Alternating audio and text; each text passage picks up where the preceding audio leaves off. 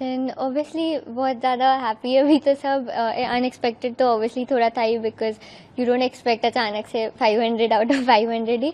But हाँ, everyone is really happy. आपको क्यों लगा कि रिवैल्यूएशन के लिए एप्लीकेशन देना चाहिए? रिवैल्यूएशन के लिए इसलिए देना था बिकॉज इंग्लिश में बेसिकली मेरे 19 मार्क्स कट हुए थे. 81 आउट ऑफ 100 आया था. एंड इंग्लिश मेरा one of the favourite subjects रहा एंड मेरा स्ट्रॉन्गेस्ट सूट भी वही था. तो ऑब्वियसली बहुत शॉकिंग था. And then we decided that reval के लिए तो अप्लाई करना ही है. एंड बिजनेस स्टडीज़ का भी सेम था. 5 मार्क्स वहाँ कट हुए थे तो ओवरऑल 24 मार्क्स इंक्रीज हुए. तो इसीलिए आई थिंक वो ऑब्वियस था कि वो तो करना ही है अप्लाई. अप्लाई करने के बाद आपने सोचा था कि इतना रिमार्केबल सिक्योर कर पाएंगे? बिल्कुल जो 5% का एक गैप हो रहा है, डिस्पैरिटी हो रही थी, वो प्रूफ फील हो जाएगा?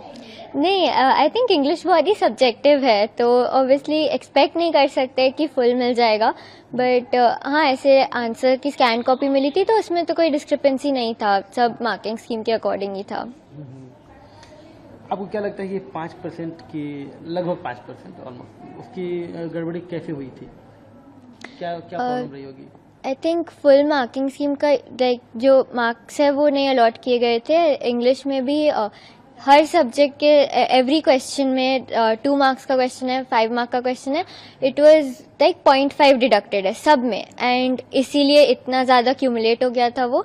बट बाकी ऐसे MCQs एंड ऑल में कुछ प्रॉब्लम नहीं था. उसकी चेकिंग सही थी. इट वाज सब्जेक्टिव आंसर्स में 0.5 विदाउट एनी रीज़न कट हुआ था. अब मेरा एक क्वेश्चन है जो पूछना आई थिंक पॉइंटलेस है, कि फिर भी मैं पूछ रहा हूँ. सेटिस्फाइड तो होंगे आप? हाँ, ऑब्वियसली, या डेफिनेटली. अब आगे क्या फ्यूचर, क्या प्लान है? अभी क्या परस्यू करना चाहते हैं आप?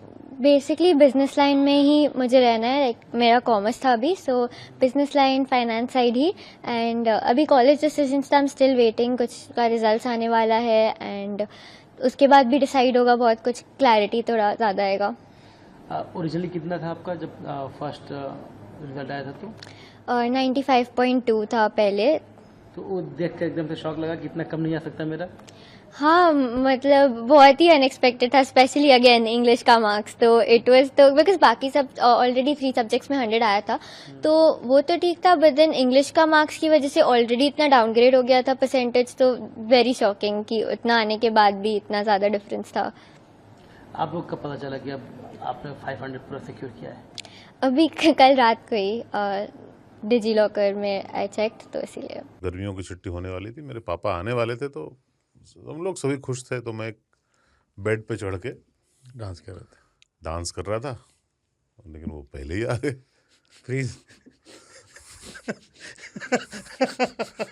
तो मैं उस समय तो कंटिन्यू नहीं कर सकता था ना, तो फ्रीज फ्रेम टाइप का हो गया. कसम पैदा कर